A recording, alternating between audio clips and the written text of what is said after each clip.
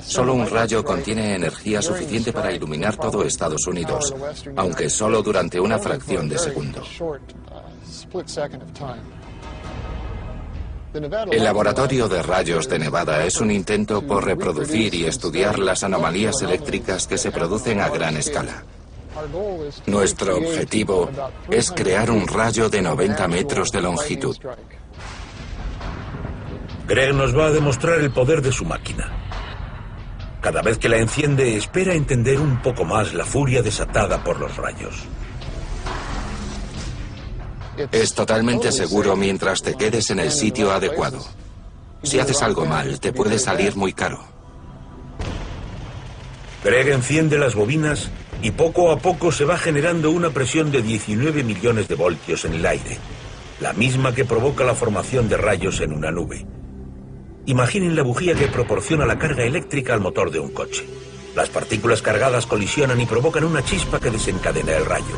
Este experimento es un modelo a pequeña escala de lo que sucede de forma natural en nuestro entorno. El rayo generado mide 6 metros, pero Greg está construyendo un laboratorio donde algún día será capaz de provocar rayos de 10 veces ese tamaño. El humano lleva siglos soñando con dominar los rayos. Yo espero que este experimento sea el primer paso hacia la comprensión de cómo podemos controlarlos. Parte de la teoría de los rayos se remonta un siglo en el tiempo, al gran inventor de la electricidad Nikola Tesla. Nikola Tesla puede quizá considerarse el padre fundador de las armas de energía dirigida. Fue él quien en cierto modo estableció los principios de todas las estrategias de manipulación del clima y de guerra climática. Nikola Tesla era un genio excéntrico y en su tiempo el gran rival de Thomas Edison. En torno a 1891, Tesla inventó el tipo de torres transformadoras que siguen utilizándose hoy en día para generar corrientes de alto voltaje y estudiar la electricidad. Tesla fue el inventor de la corriente alterna, la corriente eléctrica que utilizamos para tener energía en nuestro hogar y en los electrodomésticos. También fue Tesla el pionero en la búsqueda del hombre por controlar el clima. Tesla desarrolló una teoría escalofriante para dominar el clima utilizando ondas de frecuencia extremadamente baja u ondas ELF. Si habéis estado alguna vez en algún concierto de rock cerca de los altavoces y habéis sentido las vibraciones de baja frecuencia, os podéis hacer una idea de cómo son las ondas ELF. Las ondas ELF son corrientes eléctricas de baja intensidad que emiten los postes de la luz, los cables eléctricos de los hogares, incluso los equipos eléctricos de los coches. Normalmente se emiten con intensidades tan bajas que no suelen resultar dañinas. Tesla teorizó que si las ondas ELF se dirigían hacia la ionosfera, una de las capas altas de la atmósfera, el hombre podría cambiar el tiempo. Las ondas ELF crearían calor y alterarían la estructura molecular de la ionosfera que se expandería hacia el espacio. Si se calienta un área de la ionosfera forma una protuberancia y crea una especie de hueco en el espacio. Las capas bajas de la atmósfera acuden a rellenar el hueco, y eso altera el flujo de las corrientes en chorro de la región y los sistemas de presión, y produce una alteración en el clima. Esto significa que la ionosfera recalentada actúa como una presa gigantesca que desvía la trayectoria de las corrientes en chorro. Las corrientes en chorro discurren entre los 10 y los 14 kilómetros de altura sobre la superficie de la Tierra y alcanzan velocidades de casi 500 kilómetros por hora. La corriente en chorro es una corriente de aire concentrada y a alta velocidad que desplaza miles de millones de litros de agua alrededor de la Tierra, a modo de un río gigante situado a 15-18 kilómetros de altura. La corriente desplaza el agua que luego genera lluvias y tormentas. Es la sangre de la Tierra. Uno de los elementos clave de una batalla del clima es la capacidad para controlar la lluvia y desatar inundaciones. El ejército siempre ha estado interesado por el clima y en varias ocasiones ha desarrollado tecnología para manipularlo. Existe un caso histórico escalofriante de una inundación que pudo haber sido provocada de manera accidental por un arma climática. 15 de agosto de 1952. Cerca de la pequeña ciudad de Lynmouth, en Inglaterra, se produce una enorme tormenta. El río se desborda y hay decenas de víctimas.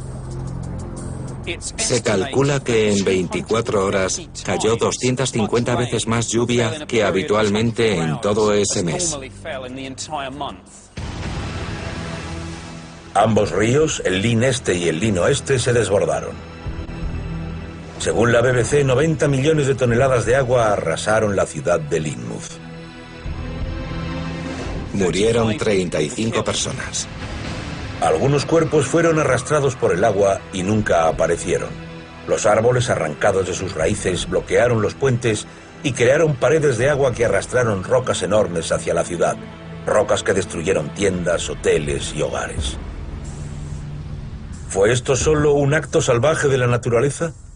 La teoría más extendida es que la causa de todo fue un experimento del ejército británico que salió mal, ya que por entonces se sabe que realizaba experimentos para formar nubes. El ejército británico podría haber estado experimentando con la formación de nubes por la misma razón por la que lo haría cualquier gobierno o cualquier ejército. Porque si eres capaz de controlar el tiempo, si eres capaz de hacer que llueva, puedes influir de manera determinante en el campo de batalla. Al parecer, en la madrugada del 15 de agosto de 1952, varios testigos afirmaron haber visto aviones de las fuerzas aéreas británicas sobrevolando la zona que desaparecían por momentos por encima de la masa de nubes. ¿Realizaban estos aviones una misión de entrenamiento rutinario o, como dicen algunas personas, esparcían yoduro de plata por las nubes? El yoduro de plata es uno de los agentes químicos más utilizados en la siembra de nubes. El agente hace que los diminutos cristales de hielo que forman la nube se unan. Tras unirse suficientes cristales, estos se convierten en una masa pesada y caen a la tierra en forma de lluvia. Aquel fatídico día de agosto de 1952, la lluvia que cayó batió una cifra récord. ¿Estaba la Royal Air Force experimentando con la siembra de nubes sin el conocimiento de la ciudadanía? Varias personas afirmaron haber visto aviones realizando extrañas maniobras. Y al final, se supo que había un experimento con el nombre en clave Operación Cúmulo, cuyo objetivo era la modificación del clima.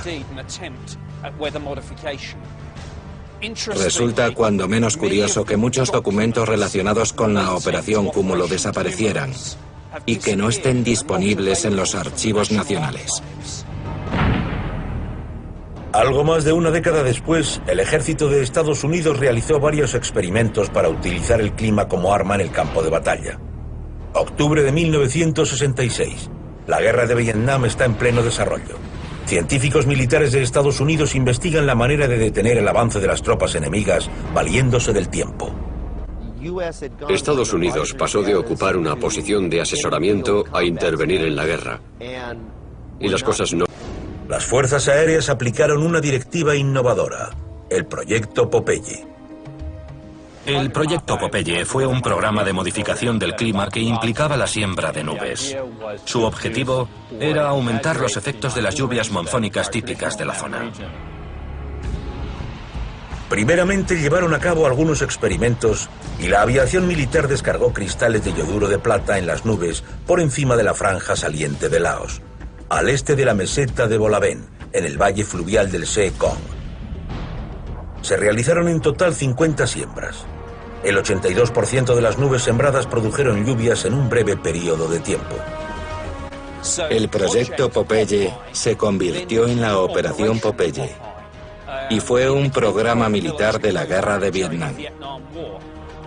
El objetivo de la Operación Popeye era ampliar la estación de los monzones y generar una cantidad de lluvia desorbitada, sembrando las nubes por encima de la ruta Ho Chi Minh. La ruta Ho Chi Minh era la principal ruta de aprovisionamiento que utilizaba el ejército norvietnamita para abastecer a las tropas que operaban en Vietnam del Sur, así como al Vietcong. Era un elemento clave para los norvietnamitas. Y, por ello, destruirla e impedir el abastecimiento era un objetivo estratégico para Estados Unidos y su aliado, Vietnam del Sur. El objetivo de la Operación Popeye era hacer más impracticables las carreteras de la ruta Ho Chi Minh, provocando corrimientos de tierra sobre ellas y eliminando los puentes de los ríos. El ejército se inventó un lema para definir el programa: haz el barro y no la guerra.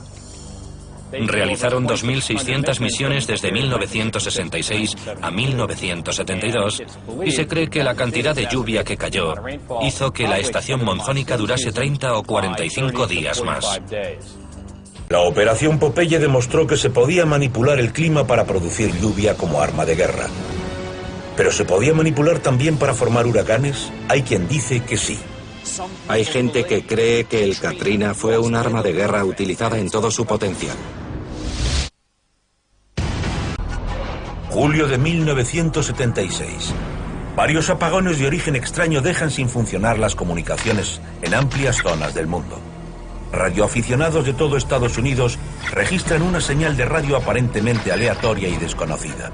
La señal interfiere con las transmisiones de radio, televisión e incluso con las líneas telefónicas de todo Estados Unidos. La señal era una especie de toquecitos que se repetían 10 veces y paraban un rato. Se repetían 10 veces y paraban un rato. Los científicos de Estados Unidos descubren que esta señal encriptada procede de la Unión Soviética y le ponen un nombre inofensivo.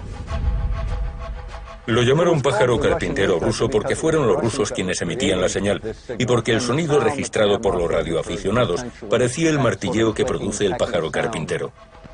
Esta es una grabación de la misteriosa señal. Las fotografías tomadas por satélite revelan que los rusos han construido una central transmisora de radio gigantesca y que están enviando en secreto ondas de frecuencia extremadamente baja u ondas ELF a la atmósfera sobre Norteamérica. Los rusos continuaron emitiendo esta señal hasta por lo menos 1989, la última vez que se detectaron. Pero, ¿por qué?